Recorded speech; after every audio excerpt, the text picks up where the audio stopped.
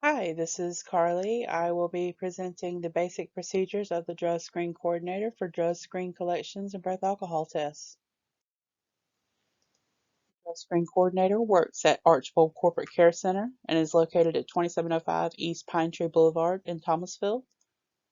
The Corporate Care Center is a business that conducts DOT physicals, pre-employment physicals, hearing tests, pulmonary function tests, drug screens, breath alcohol tests, lab work, and treatment of workers' compensation injuries. The drug screen coordinator's jobs include collect drug screen collections according to DOT guidelines, accurate, confidential, and efficient reporting of results, DOT drug screen certification of other employees, conducting breath alcohol tests, maintenance and calibration of the breath alcohol machine, and ordering of supplies.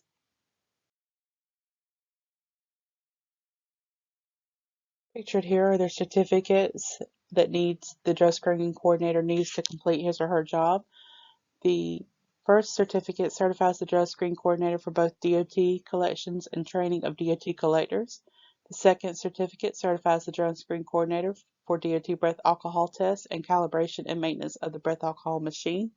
And the third certificate requires yearly renewal and is certification for the drug screen coordinator to train DOT breath alcohol technicians for the breath alcohol machine, the Alcosensor 4 and RBT 4.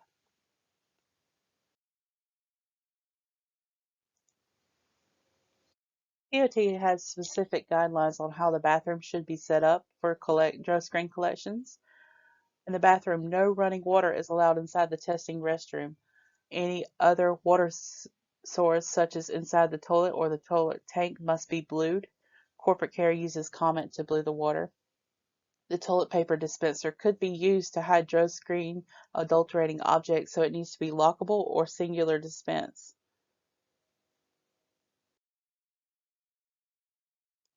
Supplies needed for drug screen collections are as follows. Chain of custody. Pictured here are both a non-federal and federal chain of custody. Collection kit. Comet to blue the water with. Disposable gloves. They are not mandatory but probably wanted. And a lockable drawer or cabinet for the donor's belongings. Here we have basic collection procedures of drug screen. Step 1, a government-issued valid ID is required. All pockets must be emptied into a secure location, like into a lockable drawer like we discussed on the last slide. Sections A, B, C, D, E, F must be filled out by the collector. Section A is the employee's information, which is the name, address, and fax phone numbers. B is the MRO information, which is usually pre-printed. Section C is the donor ID, which is the commercial driver's license number or social security number. Section D is the testing authority. There are several different testing authorities, but FMCSA, the Federal Motor Carrier Safety Administration, is the most popular. E is the reason for test. You check pre-employment, random, reasonable suspicion or calls, post-accident, return to duty, or follow-up. Other is also listed, but it needs to be specified. Line F is the drug test to be performed. The panel number depends on the employer, but if it is a DOT, then a DOT drug screen panel is performed. There is only one DOT panel. Line G is the collection site address and phone number. It is very important that this is added onto the chain of custody because if the medical review officer needs to get a hold of you as the collector, they need your name and phone number on the form. Step 2, the donor's hands must be washed prior to collection to ensure that no foreign substance is on their hands that could alter the drug screen. Instructions are key for the donor to follow. I get this question a lot, why do I have to wash my hands before? And the answer is because the DOT guidelines say so. Step 3, the temperature of the urine must be between 90 to 100 degrees. This is discussed further on another slide, but that you check the temperature on the temperature gauge. 30 milliliters of urine is mandatory for bottle A, and at least 15 milliliters of urine goes in bottle B. Make sure that the vials are snap closed on the urine.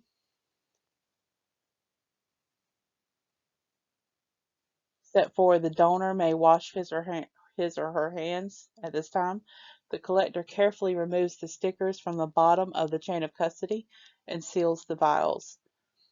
The collector dates the vials and asks the donor to initial the number on the stickers match the number on the top of the chain of custody. The collector then takes the chain of custody and the initial containers and inserts them into the bag and seals it. Step 6. The donor completes Step 5 on the chain of custody.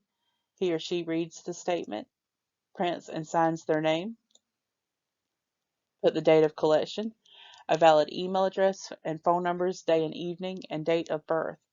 This information is also needed for the medical review officer in case he or she needs to get in contact with the donor. They have the valid phone number and they can verify their date of birth.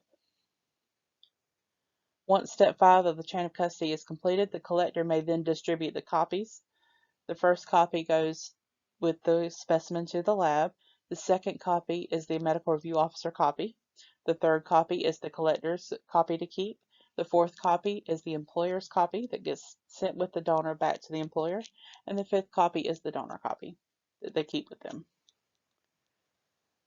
Step 7, the donor may unlock the drawer and collect their belongings. The collector ensures that the DrugScreen is stored in a secure location until picked up by the carrier.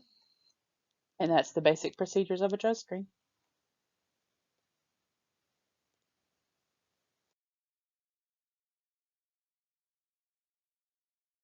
Now we're going to talk about problem collations. These are several different things that can happen while collecting a DrugScreen. These are just some examples. Temperature out of range is the most common problem. Urine that comes from the body should be between 90 and 100 degrees. There is no anatomical reason that the urine should be out of this range. When this happens, DOT states that the donor may have another attempt, but he or she must be observed under direct observation. And that's where a male doctor will go into the restroom with the males and observe him urinating into the cup. And I would have to go in with a female and observe her urinating into the cup. An attempt to adulterate the specimen with bleach or another substance is sometimes common, not very often. For example, the smell of bleach or another substance to adulterate the specimen or a color such as blue or green. It should be noted that some vitamins may turn urine a bright green color, so that's a small exception to that rule.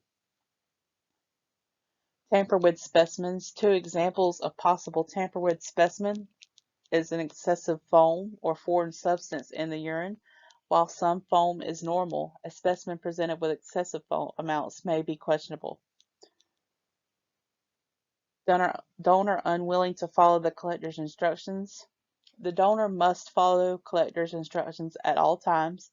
If the donor fails to follow instructions, for example, not washing their hands when instructed, or the donor is loud or disruptive to the collection process, the collector has the authority to cancel the test. Donor unable to void urine. Once the collection process begins, the donor must void 60 milliliters of urine within 3 hours. If there is a medical problem that prevents the donor from voiding within 3 hours, the donor must provide a medical exemption from their doctor to their employer.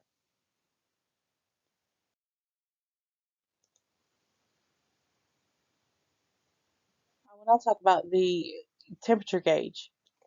As stated before, there is no anatomical reason that the urine comes out of the body is not between 90 and 100 degrees. The water in the example is 98 degrees because the dot is green beneath the 8. The blue dot beneath the 6 indicates that the water is above 96, and the brown dot beneath 100 indicates that the water is below 100. The collector does not have to record the actual temperature. It is a yes or no question. Any colored dots on the temperature gauge is acceptable, and therefore the answer for this example would be yes, the temperature is in range. If no dots are visible, the urine is unacceptable, and observed procedures should be enforced during the next attempt. If there's no dots visible, the urine is either too hot or too cold. If the dot is brown on the 90, that means it is below 90 and is unacceptable.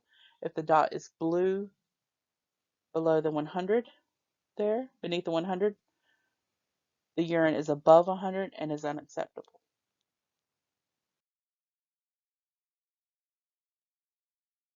Here are some different examples of chain of custodies and panel information. Pictured above is the in-house chain of custody that we use at corporate care. The panels that we can conduct on this form is the 3526 and 3540. The 3526 has tests for 17 different drugs and is usually enough to test for anybody that needs it for school or probation. The DOT panel tests for marijuana, cocaine, PCP, opiates, hydrocodone, hydromorphone, and amphetamines. The collector must be certified to collect these federal drug screens as discussed before. And these pictured last are collection only. The donor either brings this in with them or we keep some on site, but we do not get these results. They go straight to the employer.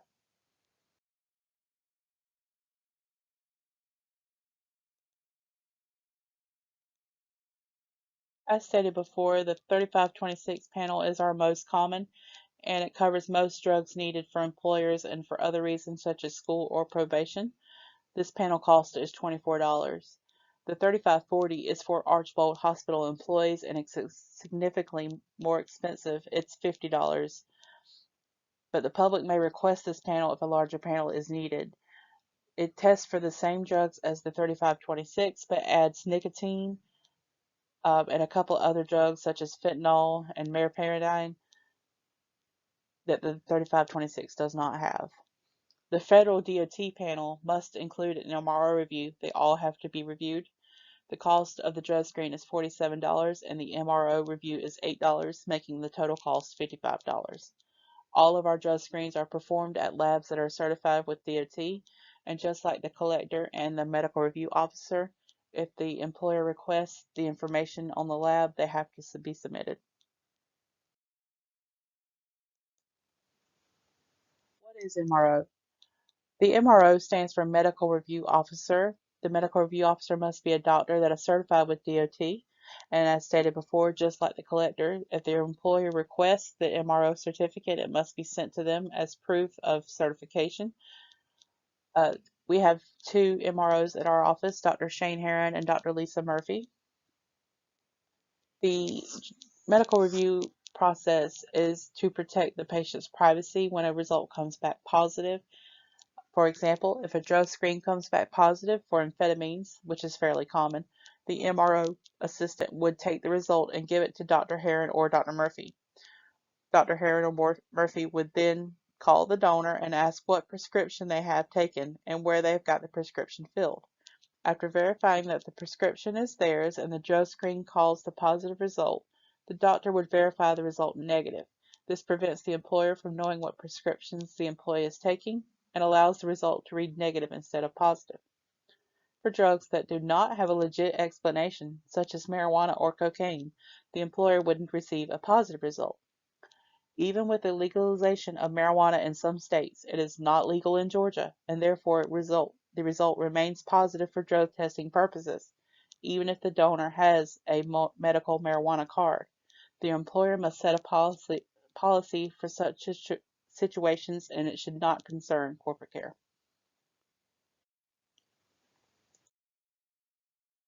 Resulting. Drug screen results must be sent in a secure, confidential manner. Negative results are usually back within 2 days. The designated employer representative is the only person who should receive the results. If the DER is not available, he or she may designate someone else to receive the results in their absence. If you sent, the faxing can be done with a fax machine or digitally as long as a cover sheet is added. Picture here is a cover sheet with confidential fax on the top. It must state who the results should be sent to. When sending a secure email, the receiver must click a link that takes them to the website to be logged on into. The DER may open the attached results inside the link. This is the most common and easiest method. It's also the quickest method to get results. Relying on the mail is the least common and it takes at least an extra day or two to receive the results, but it is acceptable as long as confidential is stamped on the outside of the envelope.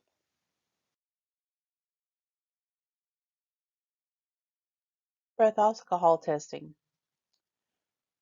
At Corporate Care, we use Intoximeter's RBT4 and AlcoSensor 4, which was developed in the 90s, but it is still most popular.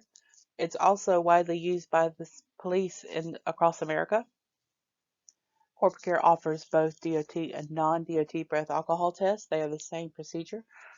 Breath alcohol technicians must be trained and certified to complete DOT breath alcohol tests, just like with drug screens, by a certified instructor, which the drug screen coordinator is a certified instructor. Maintenance and calibration must be performed by a factory authorized calibration technician.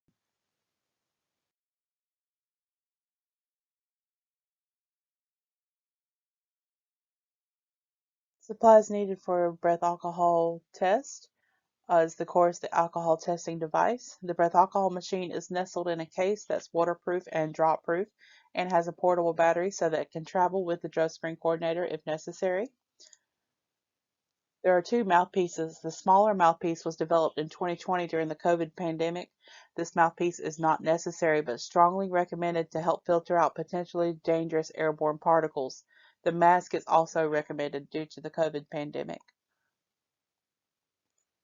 Just like with drug screens, there is both a DOT breath alcohol testing form and a non-DOT breath alcohol testing form.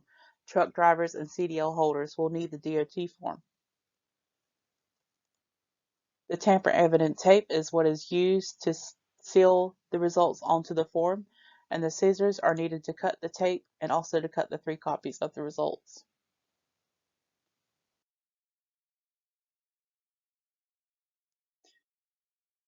Basic procedures of a breath alcohol test.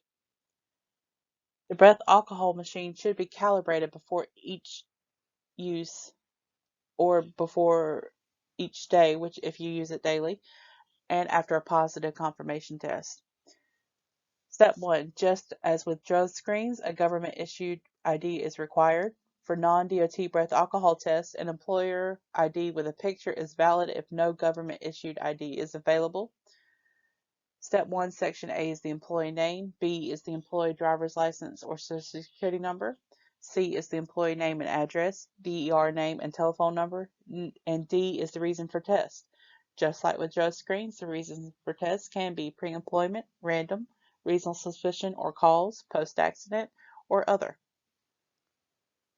Step 2, the donor's signature is required on the alcohol testing form. If the donor refuses to sign, make sure to write the refusal to sign on the remarks line or the test will not be valid. Step 3, the first mouthpiece is the bigger one as discussed on the previous slide. The second one, the smaller mouthpiece that goes on top. Step 4, verbal instructions are key for breath alcohol tests, particularly to those employees that have never completed one. It is essential to coach them through the process. You ask them to take a deep lung breath and they're going to blow real hard into the machine for 5 seconds until they hear it click and the breath alcohol technician instructs them to stop. Step 5, the clicking sound indicates that a sufficient amount of air has been blown into the machine and the result is processing. The screen on the AlcoSensor 4 will display greater than and less than symbols. Once it has finished, the result will display and automatically print 3 copies. Then you will take the tamper evidence tape and take the results to the form. If for some reason the printer fails, the result may be written in on the form. However, a confirmation test must be printed. Step 3 on the ATF is the technician information. Indicate whether you are a breath alcohol technician, a BAT, or a STT, a screening test technician. What device was used, saliva, which we do not perform at Corporate Care, or breath, and a 15-minute wait option only is checked if the confirmation test was completed. There is a remarks line for any remarks needed, and the technician fills out the company information, name, signature, and date. Problem breath alcohol test. Many times, if the donor is under the influence of alcohol, he or she will have difficulty following instructions and performing the breath alcohol test. The AlcoSensor 4 has a manual button that may be pressed to collect a manual sample to complete the test when someone has this issue. Like drug screens, if the donor refuses to sign the form, the test may still be performed as long as a remark is added. The request for the donor not to put anything in their mouth must be verbalized during the 15-minute waiting period. If the donor fails to follow instructions, the test may still be completed, but remarks must be added about what the donor put in his or her mouth. The confirmation test must be printed. Unlike the screening test, it cannot be written in.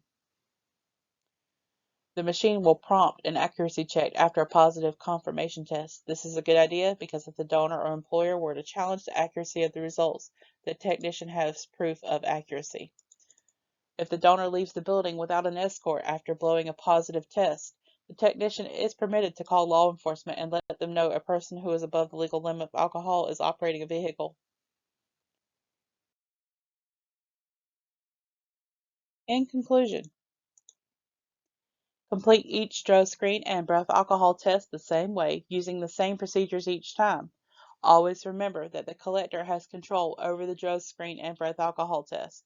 If the collector does not need permission from the designated employee representative to cancel a test or to begin observed procedures. This is the collector's discretion. Each day is different and the unexpected might happen, but if the collector and breath alcohol technician is properly prepared, he or she will know how to handle any situation that arises. And that's the end.